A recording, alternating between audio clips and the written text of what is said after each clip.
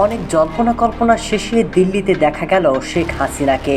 মাথায় ওড়না টানা, চশমায় ঢাকা মুখ, কিন্তু সেই মুখ চেনা। ডিবির যে ভাতের হোটেল, এটাকে আপনি কিভাবে দেখেন? এটা কি ইমেজের সমস্যা তৈরি করেছিল? এটা ডিবির ভাতের হোটেল আমাদের ডিবির প্রধান আসসালামু আলাইকুম প্রদর্শক শ্রোতা। এবার প্রকাশ্যে এলেন শেখ হাসিনা, গেলেন সোনিয়া গান্ধী রাহুল গান্ধীর বাসায়। সেখানে বৈঠক হয়েছে।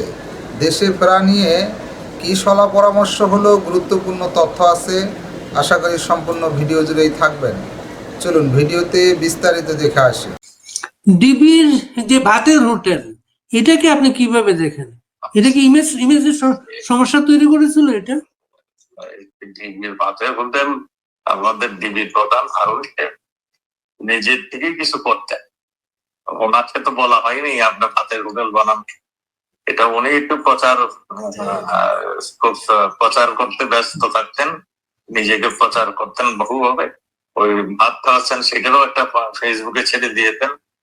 এইগুলো এইগুলো একচুয়ালি এগুলো আমি বলবো যে অতি উৎসাহী জনতার, অতি উৎসাহী মানুষের প্রচারণা মাত্র। এগুলি ভাতের হোটেল দেওয়ার জন্য কোনো তাকে বলাও হয় নাই। সে হয়তো নিজে খেয়েছেন, তাদেরকে খাইয়েছেন, খাইয়েছেন, এটাই হতে পারে। আপনি তো এগুলো থামাতে পারেন নাই। আপনি তো থামাতে পারেন না এই জিনিসগুলো। না, এগুলো থাকানোর কি আছে? মানে ভাত খাওয়ার সময় যদি কেউ মেহমান থাকে, তাকে যদি ভাত খাওয়ান, তাহলে অসুবিধা কি আছে? ভাত খাওয়ানো আর ভাতের হোটেল বা ভাত খাওয়ানোর ছবি প্রচার করা, না ভাতের বা ওইগুলি এগুলি ওনার নিজস্ব ব্যাপার স্যাপার ছিল। তাকে বহুবার বলা হয়েছে, সে আবার এইটা ছেড়ে আবার ওইটা করেছেন। এগুলো সে করছেন নিজেকে প্রচার করার জন্য।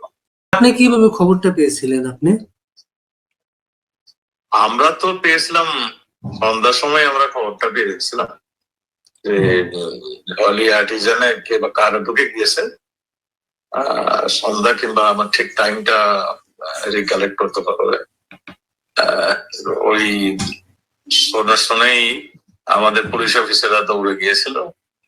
তারা পুলিশ অফিসারের অতর্কিত হামলা করে সেখানে এক পুলিশ অফিসার মারা যায়।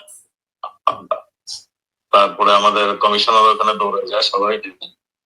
কিন্তু ওইখানে অনেক বিদেশি ছিল, সেই জন্যই আমরা একটু ওয়েট করলাম যে আমরা পুলিশে অ্যাটাক না করে আমরা আরো প্রিপারেশন নিয়ে অ্যাটাক করি। তো সেই তাৎক্ষণিক আমাদের র্যাব, পুলিশ এবং লেক দিয়ে যেতে না যে পার হতে পারে, এখানেও আমাদের লেকের মধ্যে সেনাবাহিনীর নৌবাহিনীর বোট নেমে দেখা গেছে। আমরা ওয়েট করতেছিলাম আমাদের কমান্ডোরা আসলে ওই অ্যাটাকটা ফাইনাল আমরা করব। তো আমরা দূরের থেকে দেখতেছিলাম অন্য বাড়ির অপেক্ষায় তারা কি করছে। তারা এক পর্যায়ে দেখলাম আমি কয়েকজনকে ফোন করেছে। আমরা এগুলো প্রোটেকশন দেওয়ার আগেই এরা ফোন করে ফেললো। প্রায় 22 জন দেশি বিদেশি এখানে মারা গেছে, জাপানি, আমেরিকান এবং ইন্ডিয়া, সব 22 জন হত হয়েছে। আমরা সেই দিনটাকে খুব সবসময় স্মরণ রাখি, কারণ এই ধাক্কাটা আমাদের জন্য খুব বড়। কিন্তু আমরা এর আগেও অনেকগুলি জঙ্গির আস্তানা ঘুরিয়ে দিয়েছিলাম, অনেকগুলি জঙ্গির আক্রমণ আমরা দেখেছি, সবগুলিকে আমরা ঘুরিয়ে দিতে পেরেছিলাম। এই জায়গার জঙ্গিগুলো এমন ভাবে পজিশন নিয়েছিল আর জিম্মি এত বেশি করেছিল, এই জন্যই আমাদের ওয়েট করতে হয়েছিল এই জিম্মিদের লাইফের জন্য। তো ফাইনালি আমরা আমাদের কমান্ডোরা এসে এদেরকে সর্বাত্মক প্রচেষ্টায় জঙ্গি সবগুলো হতে হয় এবং কয়েকজন যে সেদিন রেস্কিউ হয়েছিল, আমার ঠিক ফিগারটা মনে নেই, বেশ কয়েকজনকে আমরা উদ্ধার করেছি। আমরা এভাবেই আমরা হলি আর্টিজান থেকে আমরা ট্যাকল দিতে পেরেছিলাম। এরা কোন জঙ্গি? খবরটা কি নিশ্চিত কতক্ষণ পরে জানা গিয়ে এরা আসলে কারা? এটা কেমন দেখেছেন নিশ্চিত? এরা এরা 2-3 জন বিদেশে পড়াশোনা করতো, একজন তো মালয়েশিয়া পড়াশোনা করতো আমি জানতাম। তারপরে এরা এই এই ধরনের জঙ্গির যে উত্থান সারা বিশ্বেই কিছুটা কিছু হচ্ছিল, এই সবগুলি কিন্তু আমাদের দেশের লোকাল মানুষদের তরফ থেকে হয়নি। আপনাদের একটা ধারণা অন্যরকম, যে এখানে আমাদের মাদ্রাসা ভিত্তিক এগুলি হয়েছে। আমাদের মাদ্রাসা ভিত্তিক কিন্তু এগুলি হয়েছে, এগুলি বিদেশি ইনফ্লুয়েন্সই, বিদেশে থেকে মানে ধ্যান ধারণা নিয়ে আমাদের ছেলে মেয়েরই এগুলির মধ্যে জড়িত হয়ে গেছে। তো এগুলি আমরা সব কথা কন্ট্রোল করেছিলাম। আমরা একদম সম্পূর্ণ 100% নির্মূল না করলেও আমরা নির্মূল করেছিলাম। বেশিরভাগই জেলখানায় ছিল এবং কিছু স্লিপার সেল বলে মানে আত্মগোপন করে এরা মানে বোধ পেতেছিল, সেগুলো মাঝে মাঝে আমরা ধরে তুলতাম। এই ছিল আমাদের জঙ্গি সম্বন্ধে কিছু আছে। কিন্তু এখন তো বলা হচ্ছে, এখন বলা হয় এগুলো জঙ্গি নাটক আপনারা তৈরি করতেন, জঙ্গি নাটক সাজাতেন, এটা বলা হয় এখন।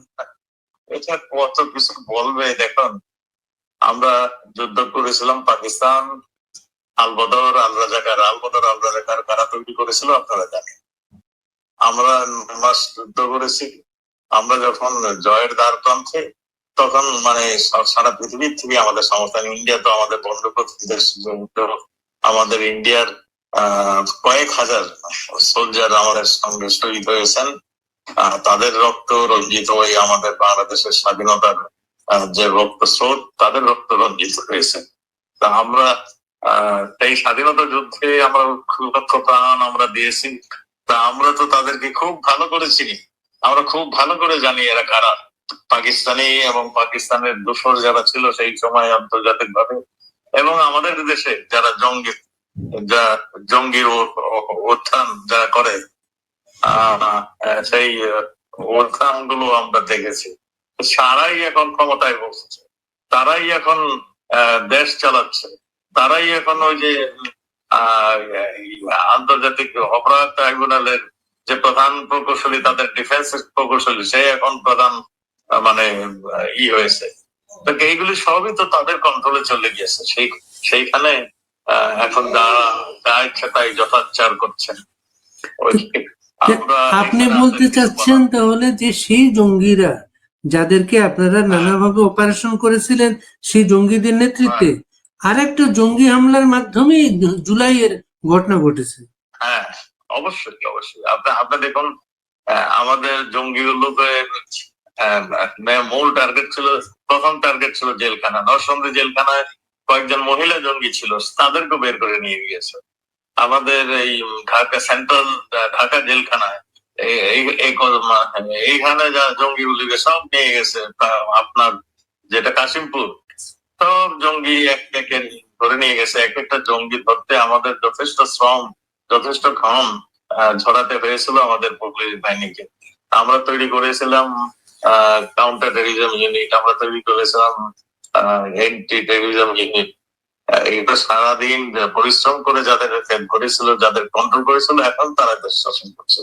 কাজেই তাদের কল্প কাহিনী অনেক কিছু আছে, তারা অনেক কিছুই কথা বলে। আপনারা নিশ্চয়ই ইতিহাস উঠতে জানেন। ইতিহাস যে যাতে ইতিহাস থেকে শিক্ষা নেয় না, সে কোনোদিন মাথা তুলে দাঁড়াতে পারে না। আমাদের দশাটা কিন্তু সেইখানেই ধাক্কাতে সেই ইতিহাস বলার একটা ব্যবস্থা করছে। আমার মনে হয় হয়েছে না, সেই জুলাইতে জেলখানা থেকে যারা পালিয়ে গিয়েছিল বা জেলখানা থেকে বের করে নেওয়া হয়েছিল, কয়েকদিন আগে আপনি শুনেছেন মালয়েশিয়ায় বাংলাদেশের বেশ কিছু লোক ধরা পড়েছে। জি জি। এখন জানা যাচ্ছে ওই যে ধরা পড়েছে তাদের অন্তত 3 জন আছেন যারা এই জেলখানা থেকে পালিয়েছিল। হ্যাঁ, সেইটাই তো আমরা বলতে চাচ্ছি। আরেকটা বিষয়, আপনি গত সপ্তাহে আমাদের সাথে কথা বলছিলেন যে এই যে ষড়যন্ত্রটা আর কি, যে আপনার উপরে আপনাকে আশ্বস্ত করা হয়েছিল যে ওনারা সবকিছু করবেন, আপনার কিছু করা লাগবে না, কিন্তু তারা এইভাবে আপনাদের সমস্ত প্রোগ্রাম গুলাকে প্রত্যাহার করা হয়েছে। তো এখন আর একটা ব্যাপার, ওই যে বিদেশি টাকা পয়সার যে কথাবার্তা গুলা আসে, ইউএসএ এর টাকা বা নানা ডিপ স্টেটের টাকা, এই টাকাগুলা ওই গণভবনে যারা পাহারায় ছিল, মানে সিকিউরিটির ব্যাপার ছিল, বিভিন্ন এজেন্সির লোকেরা, ওদের কাছে এই টাকাটা এসেছিল, এমন ধারণা, কোনো ধারণা আপনাদের আছে এটা নিয়ে? এবং আমরা যদি তখন টের পেতাম তাহলে তো আমরা তাৎক্ষণিক ব্যবস্থা নিতাম। আমাদের কাছে মনে হয়েছে আমাদের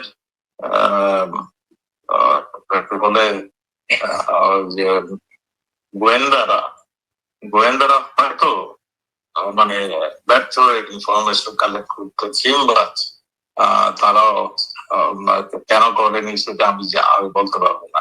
আমার কাছে মনে হয়েছে গোয়েন্দারা ব্যর্থ হয়েছে মানে সঠিক ইনফরমেশনটা কালেক্ট করার জন্য।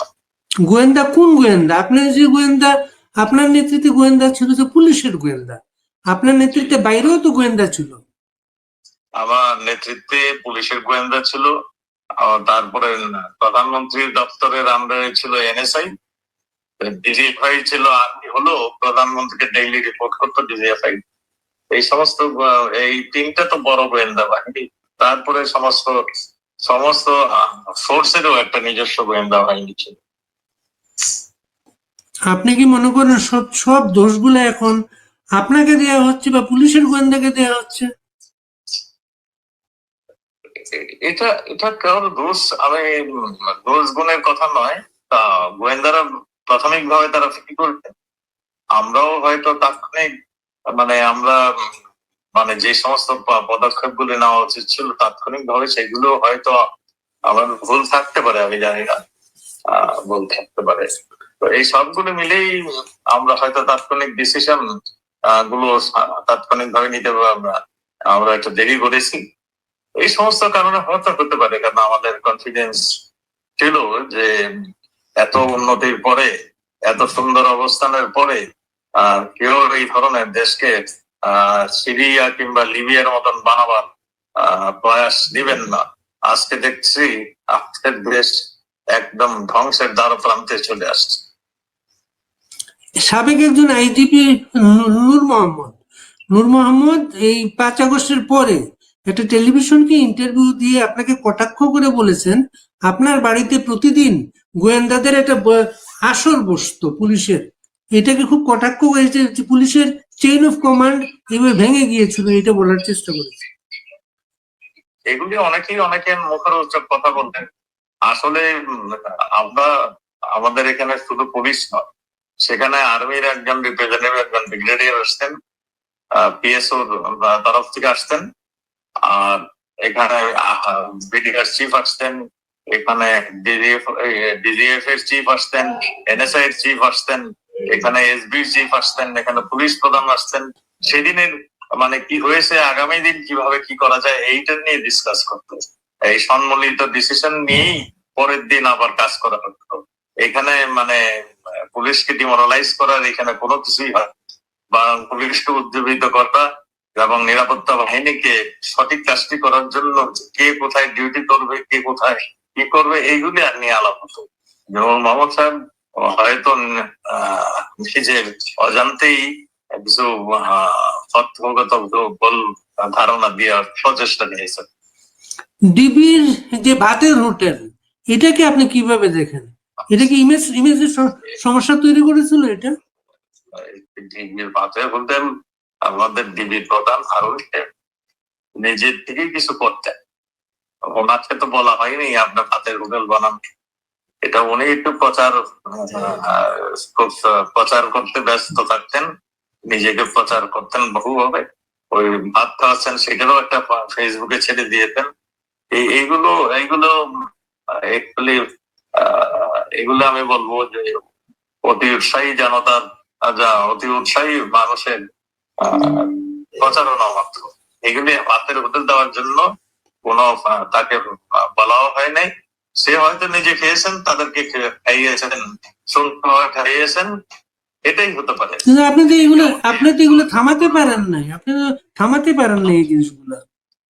না, এগুলো থাকানোর কি আছে? মানে ভাত খাওয়ার সময় যদি কেউ মেহমান থাকে তাকে যদি ভাত খাওয়ান তাহলে অসুবিধা কি আছে? ভাত খাওয়ানো আর ভাত খাওয়ানোর ছবি প্রচার করা, না ভাতেরা বা ওইগুলি এগুলি ওনার নিজস্ব ব্যাপার ছিল, তাকে বহুবার বলা হয়েছে সে আবার এইটা ছেড়ে আবার ওইটা করেছেন, এগুলো সে করতেন নিজেকে প্রচার করার জন্য। অনেক জল্পনা কল্পনা শেষে দিল্লিতে দেখা গেল শেখ হাসিনাকে, মাথায় ওড়না টানা, চশমায় ঢাকা মুখ, কিন্তু সেই মুখ চেনা, অচিরেই ছড়িয়ে পড়ে গুঞ্জন। এই কি বাংলাদেশের পলাতক সরকার প্রধান শেখ হাসিনা?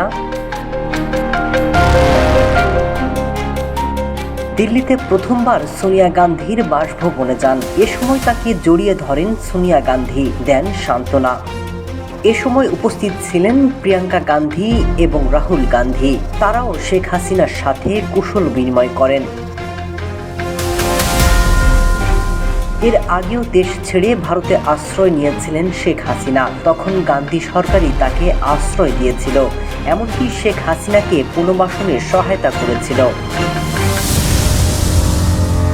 গেল বছরের 5 আগস্ট ছাত্র জনতার অভ্যুত্থানের মাধ্যমে ক্ষমতাচ্যুত হয়ে দেশ ত্যাগ করে ভারতে আশ্রয় নেন সাবেক প্রধানমন্ত্রী এবং আওয়ামী লীগের সভানেত্রী শেখ হাসিনা। এরপর থেকে তার প্রকাশ্যে আসার কোনো তথ্য পাওয়া না গেলেও এবার এলেন প্রকাশ্যে। দর্শক শ্রোতা, এই বিষয়ে আপনার মন্তব্য থাকলে লিখতে পারেন কমেন্ট বক্সে আপনার মন্তব্য।